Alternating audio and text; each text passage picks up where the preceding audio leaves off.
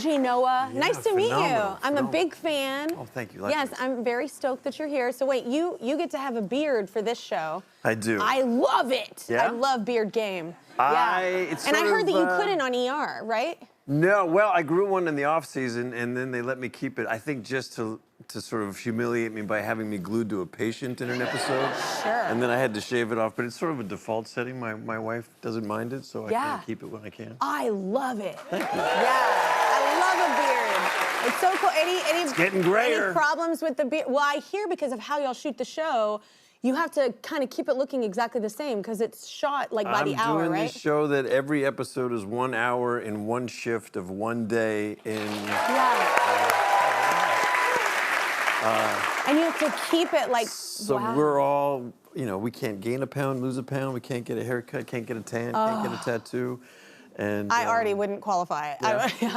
All of those things. It's hard. The body fluctuates. It does. Anyway. Coming back from the Christmas break was a little challenging. I hear that you also have a ranch.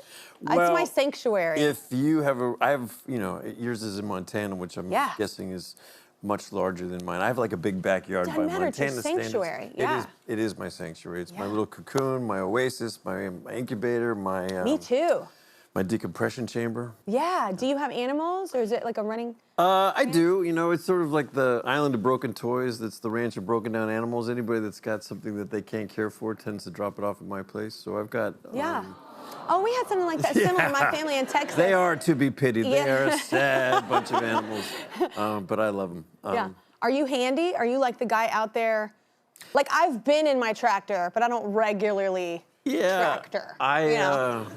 I delegate a lot, you know. I'm sort of, I want to be handier than I am. So I buy all the gear to be the handyman that I aspire to be. Totally. And then somehow never get around to actually becoming handy. Yes, well, because part of it, and maybe I'm just blaming it on this and using it, but when I go there, I don't really want to do much. Like, but you have these things you want to do there, but you're that's your refuel. Yep. So it's like, I also am like, that sounds like work. Yeah. Yeah. But I have gotten in the trike. It is fun to drive big equipment. You feel powerful.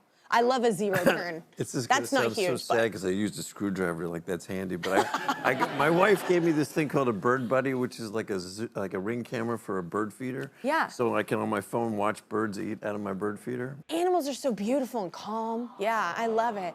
Well, anyway, is it true that you do something? I think this is funny. It's called a character actor dining society. You're like a. Oh, yes, the CADs. This is a group of guys, actors, venerated actors, who started a kind of an eating club a few years ago. Yeah. These are amazing actors.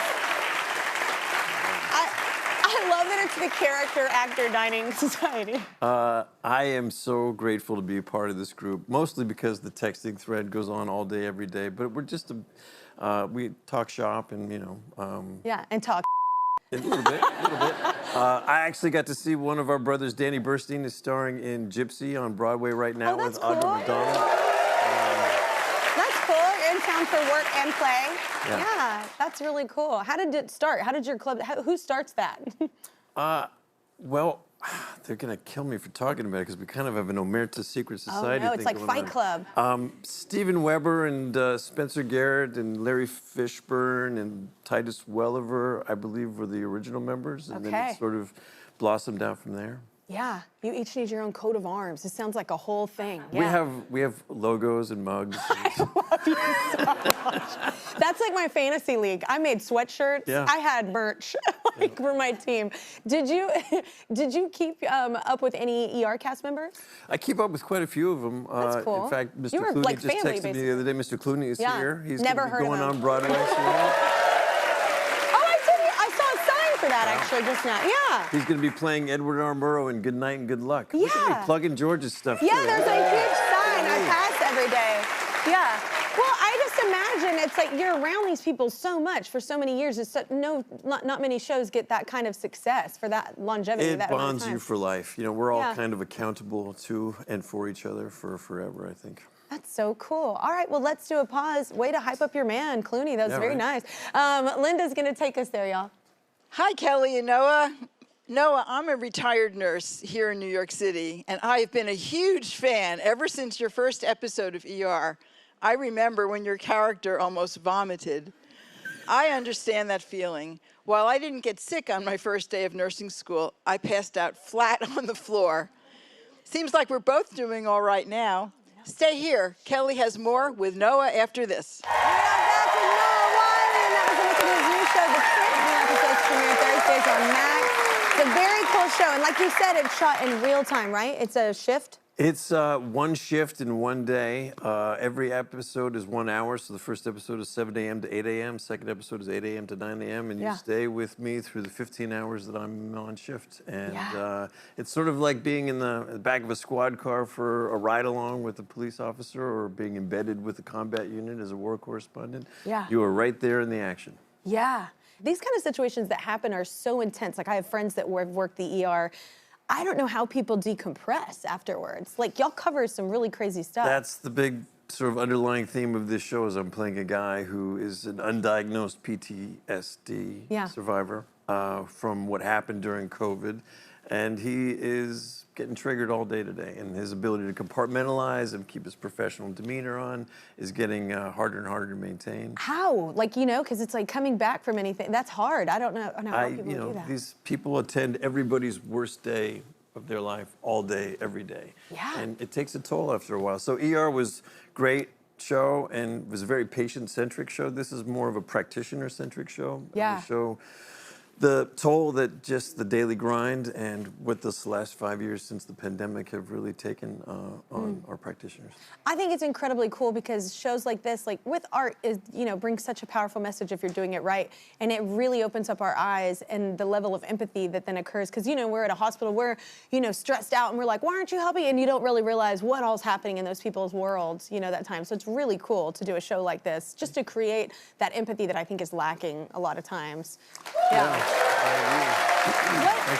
What brought you back to do a medical series? Because you're part of one that's one of the most famous shows ever. Like, what brought you back? Is it because it's kind of the other side of it? You know, I think you can almost draw a BC-AD line in medicine, and that line would be the pandemic. Everything has sort of changed since then, and we're still kind of pulling ourselves out of the proverbial pit from the pandemic. And so we wanted to shine a spotlight back on this community to show what heroes they are, picking up our broken pieces every day without a lot of pay, without a lot of thanks. And hopefully in the same way that ER was inspirational to a generation of young doctors and nurses to go into the field, we hope that we'll inspire another generation, because we need those people in their posts. Absolutely. Is it true that you had to go to medical boot camp? Because I feel like you were prepared. I feel like you had like several seasons of prep for this. I secretly felt like I needed it more than these young actors did. Just because it'd been a minute? Kick the rust off, absolutely. Make sure I still got my calluses back. What did you do? What do you do in that boot camp? Are they supposed to shut it? Yeah! Boot camp. You're amazing. We spent 2 weeks in a soundstage broken up by hierarchy. So the med students were all together, the R1s were all together, the R2s were all together, the attending was sort of running around everything. And it was stations where we did everything from the intubations and thoracotomies, blood draws. Totally, thoracotomies, We learned the pronunciation, the terminology. We watched films. We, all got grossed out by pictures. But it was sort of a bonding experience for everybody, and a way of getting up to speed so that when we started filming, everybody kind of looked proficient. It is the coolest thing that I have found out doing this show, like talking to actors. I say this all the time, but it's so cool that y'all get to like learn these skill sets. Like, even, it might not be full on, obviously, you're not all doctors at this point, but I just mean that to learn that, the empowerment of that, like, is so cool. I like to think that my theoretical knowledge would translate in a moment of need. Hopefully it will never be tested. Oh my God, have you been tested? Because I have, and you do not want me I've been on the there. airplane where they say, there's a passenger who's experiencing chest pain. Is there anybody on board that has any medical knowledge? And every head goes like this. You're like, play one on TV. No. Yeah. I literally, you can edit it out, but something horrible happened to my friend. We were on ATVs and it ended up landing on him, whatever. I look at him, all of a sudden there's a hole in his face, his tongue's hanging. It's the worst situation ever. He'd been crushed.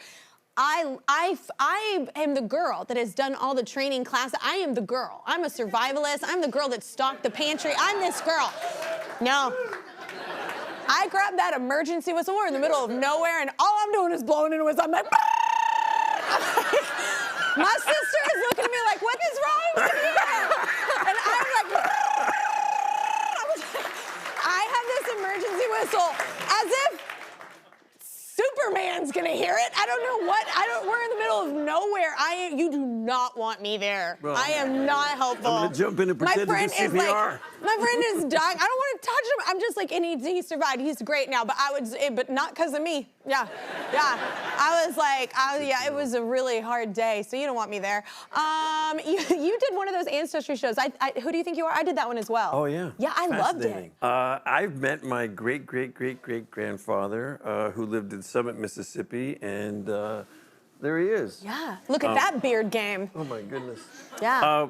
And, you know, when you do those shows, you sort of get little bits of information at a time. And Yeah. you're thinking, oh, look at that. He was the city treasurer. Oh, look at that. He balanced the books faithfully to the penny for 35 years. Good oh, look at man. that. He shot himself. Wait, what?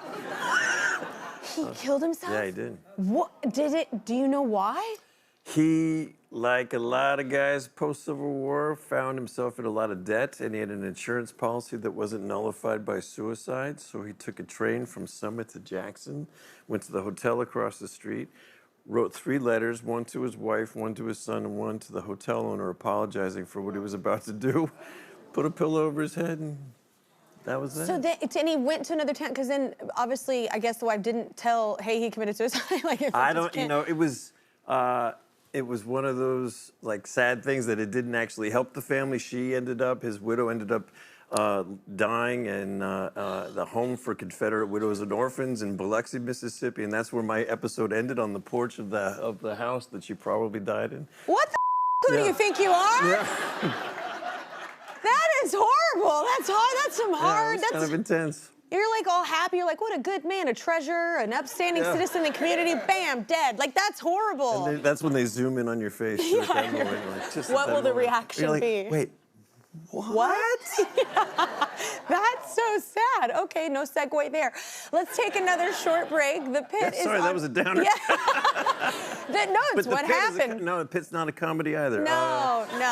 But if you just want to tune in for some realness, there you go. The Pit is on Max. New episodes drop every Thursday.